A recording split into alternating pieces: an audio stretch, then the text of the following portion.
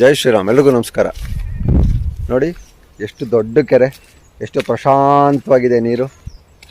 ಇವತ್ತು ಮಳೆ ಬಂದಿಲ್ಲ, ಮಳೆ ಬಂದಿದ್ರೆ ಇನ್ನೂ ಸೂಪರಾಗಿರ್ತಿತ್ತು. ಆ ಮಳೆ ಜೋರಾಗಿ ನೀರು ಕೆರೆ ಮೇಲೆ ಬೀಳ್ತಾ ಇದ್ರೆ ಅದು ನೋಡೋಕ್ಕೆ ಚೆನ್ನ, ಜೊತೆಗೆ ಈ ಏರಿ ಮೇಲೆ ಓಡಾಡೋದಕ್ಕೆ ಇನ್ನೂ ಚೆನ್ನ.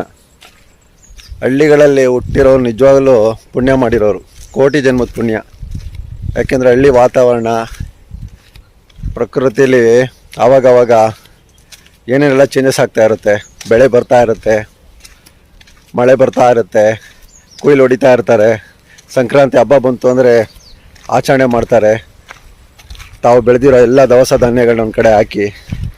ನಿಜವಾಗ್ಲೂ ಹಳ್ಳೀಲಿ ಹುಟ್ಟಬೇಕಣ್ರಿ. ಬನ್ನಿ ನಮ್ಮ ಕರುಗಳಿಗೆ ಆಹಾರ ತೊಗೊಂಬರೋಣ. ನಿಜವಾಗ್ಲೂ ಭೂಮಿಲಿ ಹುಟ್ಟಿದ್ರೆ ರೈತರ ಮಕ್ಕಳಾಗಿ ಹುಟ್ಟಬೇಕು. ಯಾಕೆಂದರೆ ನಾವು ಕೂಡ ಒಬ್ಬರು ರೈತರ ಕುಟುಂಬದಲ್ಲೇ ಹುಟ್ಟಿರೋರು. ನಮ್ಮ ತಾತ ಮುತ್ತಾತನ ಕಾಲದಿಂದನೂ ನಾವು ರೈತರ ಕುಟುಂಬದಿಂದ ಹುಟ್ಟು ಬಂದಿರೋರು. ಎಲ್ಲ ರೀತಿ ವ್ಯವಸಾಯಗಳು ಮಾಡ್ಕೊಂಬರ್ತಿರೋರು. ದನ ಕರುಗಳನ್ನ ಸಾಕಿ ಹೊಲ ಗದ್ದೆಗಳ ಹತ್ರ ಎಲ್ಲ ಹಿಂಗೆ ಹಸ್ಕೊಳ್ಗೆ ಬೇಕು ಅಂದಾಗ ಹುಲ್ಲು ಜೋಳ ಕಡ್ಡಿ ಎಲ್ಲ ಎತ್ಕೊಂಡು ಹೋಗ್ತೀವಿ. ಜೈ ಶ್ರೀರಾಮ್.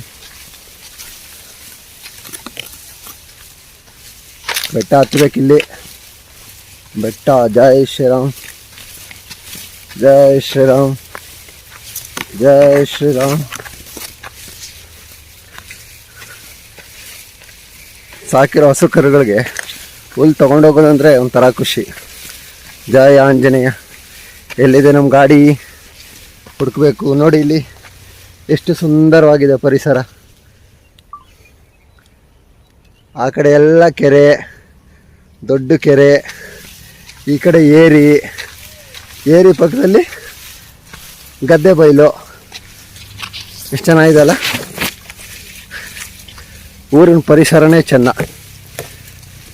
ಎಲ್ಲರಲ್ಲೂ ಮನವಿ ಮಾಡ್ತೀನಿ, ಪರಿಸರ ಪ್ರಾಣಿ ಪಕ್ಷಿಗಳನ್ನ ರಕ್ಷಣೆ ಮಾಡೋಣ. ಆದಷ್ಟು ಪರಿಸರನ ಸ್ವಚ್ಛತೆಯಾಗಿ ಕಾಪಾಡೋಣ.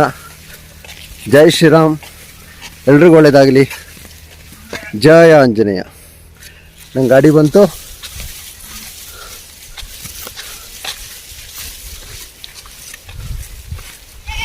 ಓ ಇಲ್ಲಿ ನೋಡಿ ಮೇಕೆಗಳು ಮ್ಯಾ ಮ್ಯಾ ಅಂತಾವೆ.